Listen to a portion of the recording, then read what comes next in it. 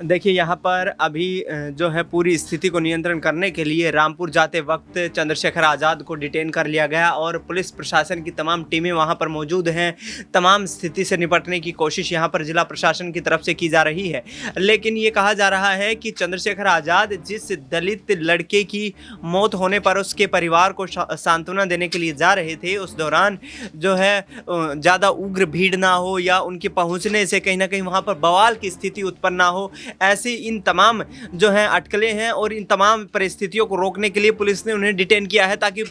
तैयारियों को पुख्ता किया जाए। चंद्रशेखर आज़ाद ने इस पर खुद भी ट्वीट करके कहा है कि अब देश में जो रक्षक हैं वही भक्षक बन चुके हैं, क्योंकि बताया जा रहा है कि यहाँ पर जिस दलित लड़के की मौत हुई है, 2 गुटों में अंबेडकर की मूर्ति को हटाने के एक मामले में वहाँ पर बवाल मचता है और इस दौरान पुलिस को फायरिंग करने तक की नौबत आ जाती है। इस दौरान कहा जा रहा है कि एक गोली लगती है एक लड़के को और 17 वर्षीय लड़के की मौत हो जाती है। तो चंद्रशेखर आज़ाद जो कि दलित समुदाय के एक बड़े नेता के तौर पर उत्तर प्रदेश में विशेष तौर पर अपने आप को प्रोजेक्ट कर रहे हैं। अब देखना यही होगा कि कितनी जल्दी उनको रिलीज किया जाता है और क्या वहां पर जो दलित समुदाय के या ये कहें कि आज़ाद समाज पार्टी के कार्यकर्ता इस पूरे हंगामे को बरपा पाते हैं, क्या सरकार को घुटनों पर ला पाते हैं, क्योंकि चंद्रशेखर आज़ाद को गिरफ्तार करना यहाँ से प्रशासन के लिए भी मतलब काफ़ी टेढ़ी खीर हो सकती है और इसको देखते हुए कहीं ना कहीं आने वाले वक्त में अब पुलिस प्रशासन हो सकता है 24 घंटे के बाद उनको रिलीज कर दे। वाकई में देखिए, यहाँ पर दिनेश ने एक बात कही कि चंद्रशेखर आजाद अपने आप को कहीं ना कहीं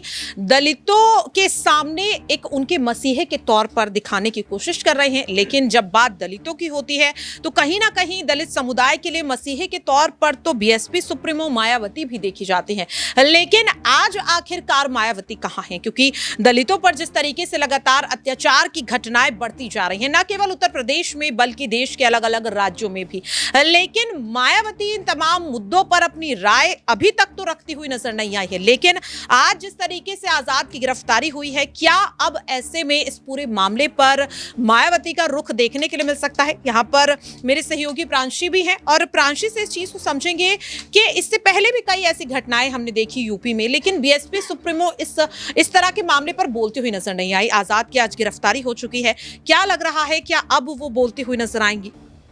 देखिए, जिस तरह से मायावती दलित वोट बैंक को संभालती हुई नजर आई हैं और जिस तरह से आज मैदान में एक्टिव दिखाई दे रहे हैं चंद्रशेखर आजाद, लोकसभा चुनाव जो काफी ज्यादा नजदीक है, उन लोकसभा चुनाव को ध्यान में रखते हुए, लेकिन मायावती को लेकर जिस तरीके से बार बार सभी इंतजार कर रहे हैं कि मायावती अब बोलेंगे। चंद्रशेखर आजाद कई राजनीतिक सामाजिक मुद्दों को उठाते हुए अब तक नजर आए हैं और तब भी मायावती चुप्पी साधी हुई नजर आई है। इस बीच मायावती ने कई ऐसे संकेत दे दिए हैं कि वह कहीं ना कहीं बीजेपी के साथ है, चाहे बात यहाँ पर कर ली जाए तमाम उन मुद्दों के बारे में, चाहे बात राज्यसभा चुनाव में जो वोट किए गए हैं उनको लेकर कर ली जाए, मायावती ने वहां पर समर्थन दिया। लेकिन चंद्रशेखर आजाद के लिए जिस तरह से आप बात रख रही हैं कि इन मुद्दों पर अब मायावती बोलेंगे या फिर नहीं, मुद्दों पर बोल सकती हैं प्रज्ञा, लेकिन चंद्रशेखर आजाद जिस तरीके से बार बार मायावती पर बोलते हुए नजर आते हैं, शायद ही वह बोलती हुई नजर आएंगे, क्योंकि वह चंद्रशेखर आजाद से पूरी तरीके से नाता तोड़ चुकी हैं और साफ तौर पर वह ये भी कहती हैं कि कोई भी राजनीतिक दल हो, वह किसी भी दल के साथ जुड़ना नहीं चाहेंगी। और चंद्रशेखर आजाद अब भी यही इंतजार कर रहे हैं। जब उनके साथ जो हादसा हुआ था, जो उन पर गोली चली थी, उस वक्त भी उन्हें ये लगा था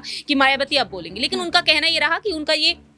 पर्सनल ओपिनियन होगा कि कहीं ना कहीं मायावती आखिरकार क्यों कुछ नहीं बोली है। लेकिन एक ना एक दिन तो कोई ना कोई पल तो ऐसा आएगा जब वह बोलेंगी और तब वह कहेंगी कि आप पार्टी की कमान संभाल सकते हैं। तो चंद्रशेखर आजाद को कहीं ना कहीं आज भी वो इंतजार है, लेकिन लगता नहीं है कि मायावती आगे चलकर भी उनके साथ आना चाहेंगी। एक वक्त था जब वह उनके साथ दिखाई थी, लेकिन कहीं ना कहीं राजनीतिक स्थितियों को देखते हुए मायावती ये बखूबी समझ चुकी हैं कि अगर वह गठबंधन के साथ जाती हैं तो उन्हें कोई भी सियासी फायदा नहीं होने वाला है, क्योंकि कहीं ना कहीं बीजेपी यहाँ पर मेकर का काम करती हुई नजर आ रही है और बीजेपी ही लगातार आगे बढ़ रही है। सर्वे रिपोर्ट्स की माने तो भी बीजेपी आगे आ रही है। तो ऐसे में मायावती बार बार कहीं ना कहीं इशारों में बीजेपी के साथ आने का संकेत दे रही है। तो मुझे नहीं लगता कि चंद्रशेखर आजाद यहाँ पर दलित पर बोलते तो मायावती दलित पर बोलेंगे, लेकिन चंद्रशेखर आजाद के सुर से सुर तो उनके शायद ही मिलते हुए नजर आएंगे।